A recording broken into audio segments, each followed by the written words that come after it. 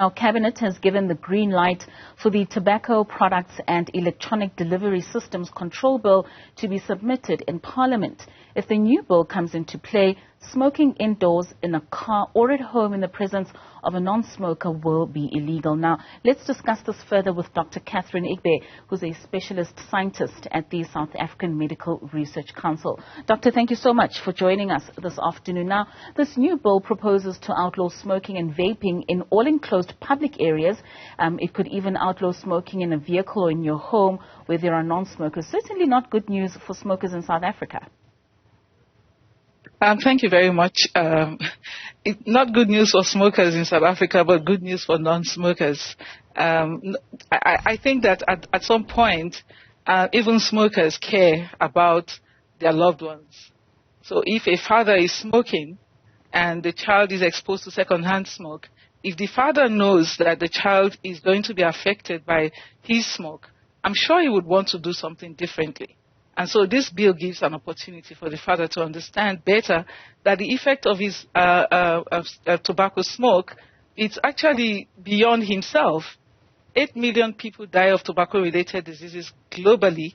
1.2 million of them do not smoke. They are only exposed to other people's smoke. And you find that being children and women of smoke and their wives of smokers. And I'm sure that smokers would care about how their smoke affects their loved ones. Now, Doctor, the bill seeks to regulate and control e-cigarettes and non-nicotine systems. Are these not healthier alternatives to normal cigarettes? We do not categorize them as healthier alternatives because the data doesn't show that. I always try to contextualize the categorization of these products as healthier because it took the scientific community about 100 years to get to the bottom of the harmful effects of tobacco. E-cigarettes have only been with us for a couple of years, and we're already seeing data showing that they have been linked to cardiovascular diseases, they have been linked to cancer, they have been linked to explosion. You know, people smoking the products and then it explodes.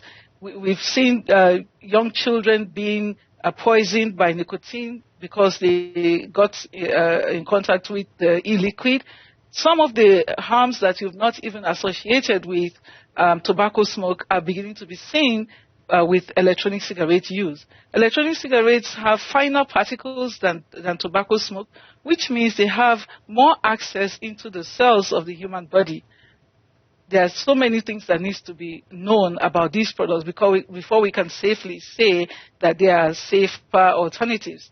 In terms of using them to quit, international data and South Africa data do not support that claim. We've done studies in South Africa checking and investigating whether these products are actually helping people quit. What we've seen is that it only helps them in a short term. Beyond 6 months, they relapse.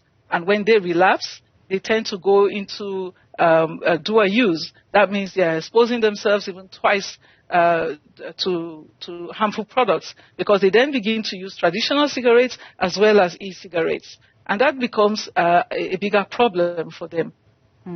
Now, one of the proposals made is the discouraging of smokers by depicting graphic images on smoking packages.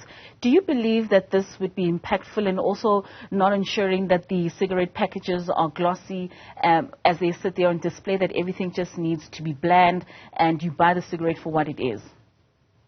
So this plain packaging or standardized packaging is actually targeting a multifaceted problem with tobacco use. First of all, we know that the average smoker started smoking as a teenager. Most teenagers, they do not really understand the harms. So what the plain packaging would do is to better educate young people so that they do not even initiate smoking.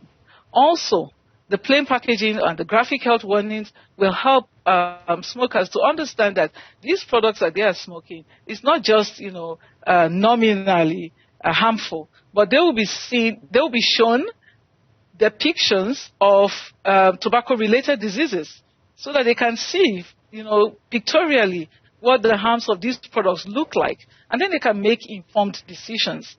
So what we currently have in terms of advertising sponsorship and promotion in South Africa is that for traditional tobacco products, that has been banned. But what we see is that there is advertisement at point of sale with those colorful and nice packages, which sometimes could pass as toys and become so attractive to young people that they even look forward to smoking. So what this plain packaging will be doing is to really discourage people from initiating tobacco use. And I think that the time is ripe for it.